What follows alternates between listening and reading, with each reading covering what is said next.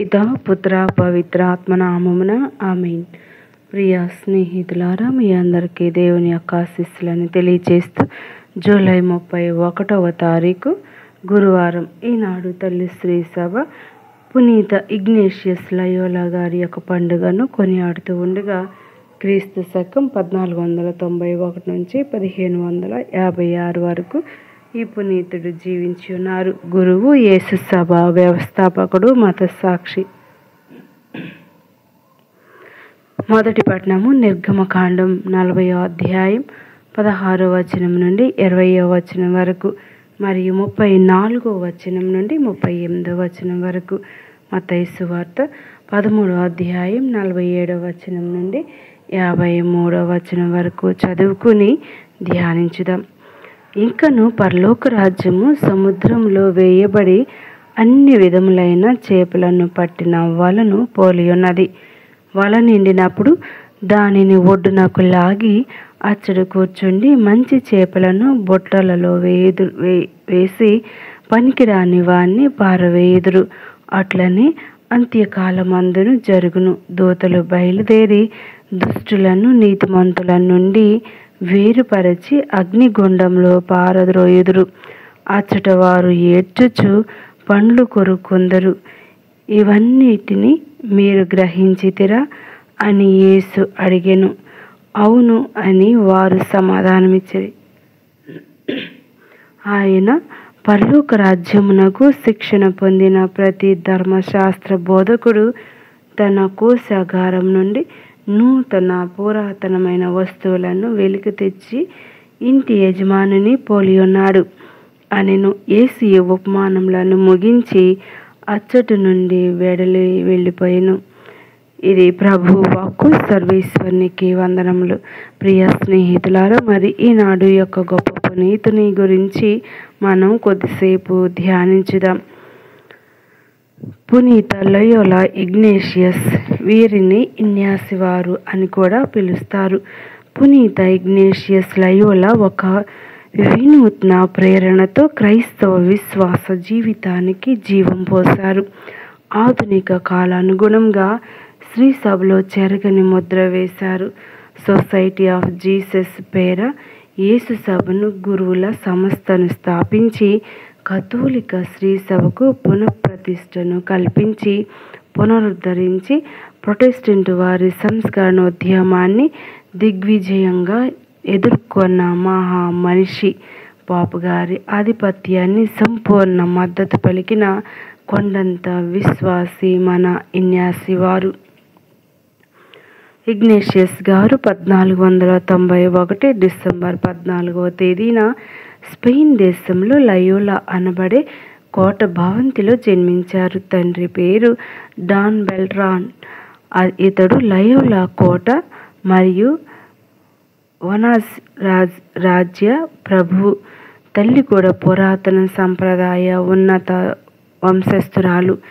ఈ రాజ దంపతులు కలిగిన 3 కుమార్తెలు, 8 కుమారులలో ఇగ్నేషియస్ కడగొట్టు సంతానము. బాల్యంలోనే ఇగ్నేషియస్ గారిని ఇనిగో అని పుట్టి పేరుతో పిలిచేవారు. అందగాడు, ధైర్యశాలి, రాజవంశీయుడైన ఇన్యాస్ గారు తాను ఎన్నో యుద్ధాలు చేసి జయించి పేరు ప్రఖ్యాతులు సంపాదించి గొప్ప దళాధిపతి కావాలని, ఆ తర్వాత అందమైన రాకుమారిని వివాహమాడి ఆనందంగా జీవితం సాగించాలని ఆశించారు.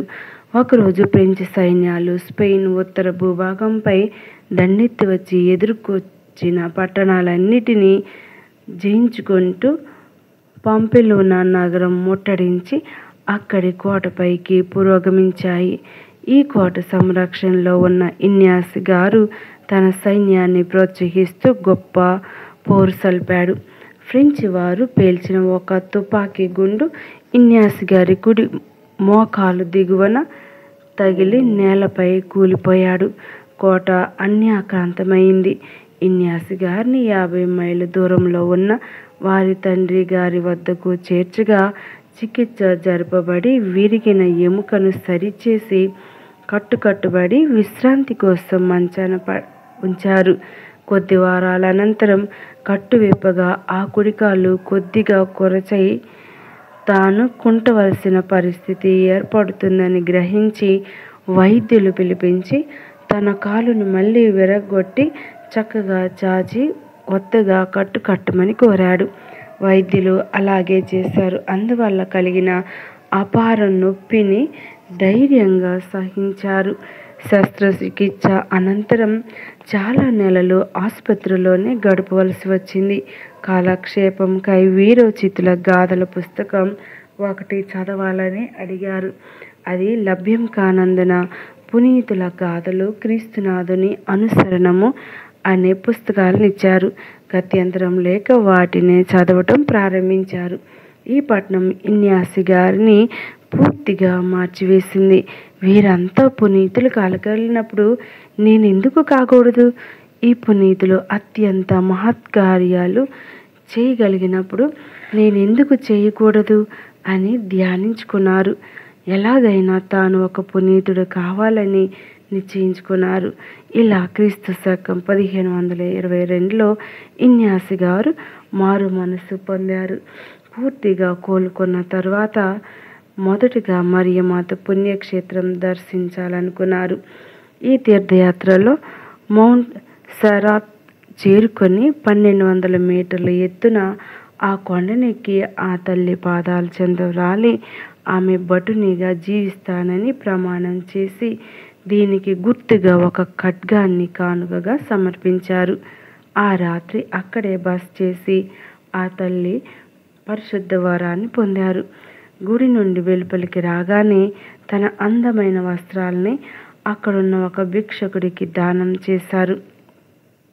ఈ లోకాన్ని దాని వ్యామోహాల్ని త్యజింపునకు చిహ్నంగా ఒక పొడవాటి నిలువటంగి చేతిలో కర్ర ధరించారు. ఇక తాను దేవుని కోసమే శ్రమిస్తూ బాధలను భరిస్తూ నిరుపేదగా జీవించాలని నిశ్చయించుకున్నారు. పిమ్మట ఆ గుడికి దగ్గరలోనే మన్రీసా అనే చిన్న నగరాన్ని వెలుపల గల ప్రదేశాన్ని ఇన్యాసి గారు వెళ్ళారు. ఆ నిర్జన అడవిలోని ఒక గుహలో చేరి ఒక శిలువ స్వరూపం అందు ప్రతిష్ఠించుకుని ఏకాంత ధ్యానంలో మునిగారు. కఠోర ఉపవాసం కొరడాతో కొనేవారు. ఆ రోజుల్లోనే అనగా 1522 సంవత్సరంలో ఏడాది పాటు ఇలా జీవిస్తూ తపోధ్యాన ప్రార్థనలో గడిపే మౌన వ్రత దీక్ష గురించి ఆధ్యాత్మిక అభ్యాసాలు స్పిరిచువల్ ఎక్సర్సైజ్ అనే పుస్తకం రాశారు. వారు తరచూ అనుమానాలు, భయాలు, నిస్పృహ, విచారం, ఆఖరకు చావడమే మేలు అన్నంత పెద్ద శోధనలకు గురి అయ్యారు. వీటిని జయించుకొని తన అనుభవాలను చెప్పిన పుస్తకంలో లిఖించారు. పిమ్మట ఇన్యాసి వారు తరచూ ప్రజల మధ్యకు వెళ్ళి దేవుని ప్రేమ 10 ఆజ్ఞలు అనుసరించడం గురించి బోధించారు. పిమ్మట క్రీస్తు శకం 1523లో వారు యేసు నివసించిన పాలస్తీనాకు తీర్థయాత్ర చేయదలచారు. స్పెయిన్ దేశ సుప్రసిద్ధ ఓడరేవు బార్సిలోనాలో ఓడనెక్కి ఈస్టర్ పండుగను రోమ్లో జరుపుకొని వెనిస్, సిప్రస్, జాఫా మీదుగా పాలస్తీనా చేరుకున్నారు. హృదయం పులకింపగా యేసు నివసించిన ప్రాంతాలన్నింటినీ ఇన్యాసి గారు సందర్శించారు. యేసు శిలువపై మరణించిన కల్వరి కొండపై తదేకంగా ప్రార్థిస్తూ అక్కడే చాలా కాలం గడిపారు. యేసు మహిమతో మోక్షారోహణమై ఒలివేతు కొండను దర్శించి తృప్తిగా తిరిగి స్వదేశమైన స్పెయిన్కు చేరుకున్నారు.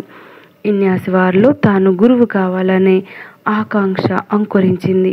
తన 30 సంవత్సరాల వయసులో బార్సిలోనాలో చిన్న పిల్లలతో పాటు కూర్చుని విద్య గడించారు. లాటిన్ భాష నేర్చుకున్నారు. 2 సంవత్సరాల తర్వాత మాడ్రిడ్ దాపులోని అల్కలా విశ్వవిద్యాలయంలో తర్కశాస్త్రం, భౌతిక శాస్త్రం, వేదాంత శాస్త్రం అభ్యసించారు. తన వద్ద డబ్బు లేనందున ఇంటింటికి తిరిగి భిక్షమెత్తుకునేవారు. కేవలం ఒక అంగీని ధరించి వీధుల్లోకి వెళ్ళి పిల్లలకు సత్యోపదేశం నేర్పించారు. పేదలకు సాయపడేవారు. ఆ తర్వాత క్రీస్తు శకం 1528లో ఫ్రాన్స్లోని వివిధ కళాశాలల్లో చదివి ఆఖరుకు ప్యారిస్లోని ప్రఖ్యాత విశ్వవిద్యాలయంలో ఉన్నత విద్య ప్రవేశించారు. ఇక్కడ దాదాపు 11 ఏళ్ల పాటు పఠించి క్రీస్తు శకం 1535లో ఉన్నత విద్య పట్టా పొందారు. ఆ రోజుల్లో ఇన్యాసి గారికి అదే విశ్వవిద్యాలయంలో చదువుకుంటున్న స్పెయిన్ దేశీయుడైన ఫ్రాన్సిస్ జేవియర్ గారు తారసిల్లారు. ఒక వ్యక్తి ఈ లోకాన్నంతా సంపాదించి తన ఆత్మను మాత్రం కోల్పోతే ఏం ప్రయోజనం అని చెప్పి మనసు మార్చారు. అంతేగాక తాను అనుసరిస్తున్న తపస్సు, పేదరికం, ఆధ్యాత్మిక సాధన ఎడల 6 యువకులు ఆకర్షితులయ్యారు. వారిలో పునీత ఫేబర్, పునీత ఫ్రాన్సిస్ జేవియర్ ఉన్నారు. భక్తి క్రమశిక్షణ గల ఆ 6 చురుకైన యువకులు తమ కుటుంబాలను వదిలి దేవుని సేవకే అంకితమయ్యేందుకు సిద్ధపడ్డారు. కార్యాచరణ సౌలభ్యం కోసం వీరంతా ఒక మఠ సభగా ఏర్పడ నిశ్చయించుకున్నారు. పిమ్మట వారు ప్యారిస్ నగరంలోని మౌంట్ మార్ట్రే అనే కొండ గుడికి వెళ్ళి పేదరికం, విరక్తత్వం, విధేయత వ్రత దీక్ష చేపట్టారు. వారలా నిలువుటంగి వేసుకుని ఒక కర్రను చేత పట్టుకుని సన్యాసులుగా మారారు. పిమ్మట వారు పోపు గారిని కలిసేందుకు చలిలో కాలినడకన రోముకు బయలుదేరారు. రోమ్లో 3వ పౌలు పోపు గారిని కలుసుకున్నారు. ఇన్యాసి వారు తమ సభ నియమావళిని పోపు గారికి సమర్పించి అనుమతి కోరారు. సుశిక్షితులు, విద్యావంతులైన ఈ మఠ సభ్యులు లౌకికత, అమాయకత్వాన్ని ఎదుర్కొనేందుకు శ్రీసభ శత్రువులు ప్రచారం చేస్తున్న అసత్యాల్ని, వక్ర భాష్యాల్ని త్రిప్పికొట్టేందుకు చాలా అవసరమని పోపు గుర్తించారు. వెంటనే వారి సభ నియమావళిని ఆమోదించి వారు ఒక బిషప్ దగ్గరైన గురుపట్టం పొంద అనుమతించారు. ఈ విధంగా వారంతా గురుపట్టాభిషిక్తులయ్యారు. ఫాదర్ ఇగ్నేషియస్ లయోలా గారు రోమ్లోనే తమ ప్రథమ దివ్య బలి పూజను అర్పించారు. ఈ విధంగా క్రీస్తు శకం 1538లో యేసు సభ ఆవిర్భవించింది. తమను తాము పోపు గారి అదుపాజ్ఞల్లో ఉంచుకున్నారు. 1540 సెప్టెంబర్ 27న విడుదలైన శ్రీసభ అధికార పత్రం ద్వారా యేసు సభ గుర్తించబడింది. 1541 ఏప్రిల్ 7న ఇన్యాసి గారు ఈ సభకు మొదటి సుపీరియర్ జనరల్గా ఏకగ్రీవంగా ఎన్నుకొనబడ్డారు. అయితే ఇతర సన్యాసుల మఠాల వలె కాకుండా వారు తమ సభ నియమాలను సరికొత్తగా రూపొందించారు. యేసు సభ గురువులనే సొసైటీ ఆఫ్ జీసస్ గురువులని జెస్విట్స్ అని పిలువబడుతూ ఉన్నారు. అతి త్వరలో ఈ సభ విస్తరించి ఇటలీ అంతటా ఆ సభ సభ్యులు వ్యాపించారు. పేదల్ని, రోగుల్ని సంరక్షిస్తూ సాధారణ భాషలో కథోలిక సత్యాన్ని వీధులలో వీరు వివరిస్తూ అగుపించేవారు. తరచు పుణ్య సంస్కారాల్ని స్వీకరించాలని యేసు సభ సభ్యులు తమ ప్రసంగాల ద్వారా భక్తుల్ని ఒత్తిడి చేసేవారు. త్వరలో ఇతర దేశాల ఆధ్యాత్మిక అవసరాలు, సువార్త ప్రచార బాధ్యతని గుర్తించిన ఈ సభ సభ్యులు వివిధ దేశాల్లో మత ప్రచార సేవలను చేపట్టారు. పునీత ఫాదర్ ఫ్రాన్సిస్ జేవియర్ గారు ఇండియా, జపాన్లలో సత్యవేద సేవలందించారు. ఏ సభ యొక్క ఆదర్శ చిహ్నంపై AMDG అని ఉంది, అనగా దేవుని మహామహిమార్థం అని ఆ భావం. ఇన్యాసి గారికి యువతల పట్ల ప్రత్యేక ప్రేమానురాగాలు ఉండేవి. వారి కొరకు చాలా పాఠశాలలు, కళాశాలలు స్థాపించారు. దీనికి కానుకగా దేవుడు యేసు సభ యువ విద్యార్థుల నుండి ఒక పునీతుని అనుగ్రహించారు. వారే యవ్వనుల పాలక పునీతులైన పునీత అలూషియస్ గారు. ఇండియాకు వచ్చిన యేసు సభ భిక్షుకులు మన దేశంలో ఎన్నో కాలేజీలు, విద్యా సంస్థలను నెలకొల్పారు. జెస్యూట్స్ అధ్యాపకులుగా, రచయితలుగా, ప్రసంగికులుగా గణతికెక్కారు. అయితే ఇగ్నేషియస్ లయోలా గారు 1556 జూలై 31న స్వర్గస్థులయ్యారు. క్రీస్తు శకం 1622లో వీరు పోప్ 25వ గ్రెగోరీ గారిచే పునీత పట్టా నొందారు. 11వ పయస్ పోప్ గారిచే ఆధ్యాత్మిక అభ్యాసాలు, జ్ఞానవడకదారులందరి పాలక పునీతులుగా ఎన్నుకోబడ్డారు. వీరి చిహ్నాలవి: చేతులు లేని అంగి, దివ్య సప్రసాదం, ఒక పుస్తకం, ప్రభు ఆత్మ, ఇన్యాసి అంటే అగ్నిజ్వాల, రగిలే మంట అని అర్థం. ప్రియ స్నేహితులారా, మరి ఈ భక్తుని యొక్క గొప్ప విషయం ఏమిటంటే, ఏ విషయం పైన అయినా నిరాశ అధికమైన కొద్దీ దేవునిపై ఆశ అధికమవుతుంది. మానవతా సహాయం విఫలమైతే దేవుడు దగ్గరవుతారన్న